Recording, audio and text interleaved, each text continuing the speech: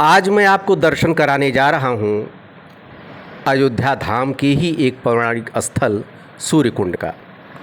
सूर्यकुंड अयोध्या धाम से लगभग 6 किलोमीटर की दूरी पर और अयोध्या शहर से लगभग 4 किलोमीटर की दूरी पर अंबेडकर नगर रोड पर दर्शन नगर में है। मास दिवस कर दिवस भा मरम न जाना कोई, रथ समेत रवि था क्यों निशा कवन विधि हुई। गोस्वामी तुलसीदास जी ने बालकांड में सूर्यकुंड का वर्णन किया है। जब त्रेता युग में भगवान राम मानव रूप में आए तो उनके बाल रूप को देखने के लिए 33 करोड़ देवी देवता अयोध्या आए। उनमें सूर्यदेव भी थे। सूर्यदेव भगवान श्री राम जी की रूप को देखकर इतना मंत्रमुग्ध हो गए कि यहीं पर अपने रथ समेत सूर्यकुंड पर 1 माह तक प्रवास किया। 1 माह तक दिन ही रहा। इस मर्म को कोई नहीं जान पाया, इस रहस्य को कोई नहीं जान पाया, क्योंकि उनकी गति सूर्य भगवान की रुक गई थी।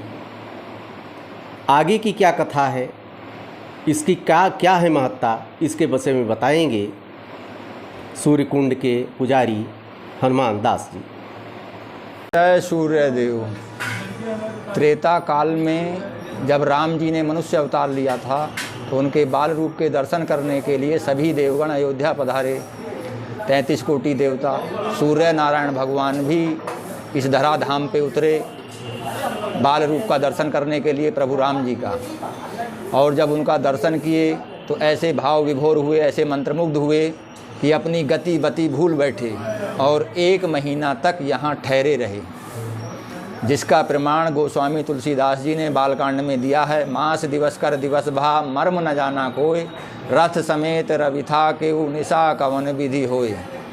तो इस प्रकार 1 महीना तक यहाँ ठहरे रहे, तभी से यह स्थान सूर्य नारायण भगवान के नाम है। वर्तमान जो स्वरूप आप देख रहे हैं इसका जीर्णोद्धार महाराजा दर्शन सिंह हुए। सूर्यवंशी राजा लगभग 250 साल पहले उनको कुष्ठ रोग हो गया था, जिसका इलाज देश विदेश में सभी जगह कराया गया, लेकिन कुष्ठ रोग नहीं गया। एक बार जंगल में शिकार खेलने के लिए निकले। शिकार खेलने का मतलब होता था युद्धाभ्यास करना, दिव्य अस्त्रों का अभ्यास करना। शिकार खेलने का मतलब जानवर मार के डालना नहीं होता। तो शिकार खेलने जब जंगल में आए तो इस क्षेत्र में जब घोड़ों से दौड़ते हुए आए जंगल में, तो ये पूरा उस वक्त घनघोर जंगल था। तो इस क्षेत्र में आने के बाद सूर्य नारायण भगवान ने उनसे कार्य लेना था, तो उनको प्यास ने सताया। उन्होंने सेवकों से कहा, जो नौकर चाकर साथ में थे, कि कहीं से पानी लेकर आओ, हमारे प्राण संकट में हैं, प्यास बहुत तेज़ लगी है। सेवक इधर उधर जंगल में भागे, लेकिन शुद्ध जल कहीं प्राप्त नहीं हुआ। तो जहाँ आप ये कुंड देख रहे हैं, यहाँ उस वक्त पोखरा, जैसे बरसाती पानी रुक जाता है उसका पोखरा बन जाता है, तो पोखरा बना हुआ था और बरसाती पानी भरा हुआ था। तो सेवक खाली हाथ जाने से अच्छा यही जल ले लिया जाए। तो पेड़ से पत्ते तोड़ के दोना बनाया, दोने में जल लेके महाराज के पास पहुँचे। बोले, महाराज शुद्ध जल तो कहीं नहीं मिला, यह जल मिला है, इसी से प्यास बुझाएं। तो सरकार ने वो जल जब पीने लगे तो हाथ में, शरीर में जहाँ जहाँ वो जल छू गया वहाँ से कुष्ठ रोग ठीक हो गया। तो महाराज को बड़ा आश्चर्य हुआ। उन्होंने पूछा कि इस जल में ऐसा, ये जल कहाँ से लेके आए हैं, वो जल हमें दिखाएं स्थान। तो महाराज सेवकों के साथ यहाँ पोखरे पे, गड्ढे पे आए। तो जल स्नान करने योग्य नहीं था, कम कीचड़, ज़्यादा जल कम था। तो महाराज ने वस्त्र आभूषण उतार के जल का लेपन किया पूरे शरीर में, और लेपन करने मात्र से उनका पूरा कुष्ठ रोग चला गया, शरीर निर्मल हो गया। महाराज को बड़ा आश्चर्य हुआ कि इस जल में ऐसा क्या है। यही विचार मंथन करते हुए महल चले गए, और लेकिन जवाब नहीं मिल रहा था। और दिन चला गया, रात्रि में विश्राम करने गए तो दिमाग में यही सवाल चल रहा था कि इस जल में, इस स्थान में ऐसा क्या है जिसके कारण कुष्ठ रोग चला गया, असाध्य रोग। रात्रि में जब विश्राम में गए तो सूर्यदेव के भक्त थे, सूर्यवंशी राजा थे।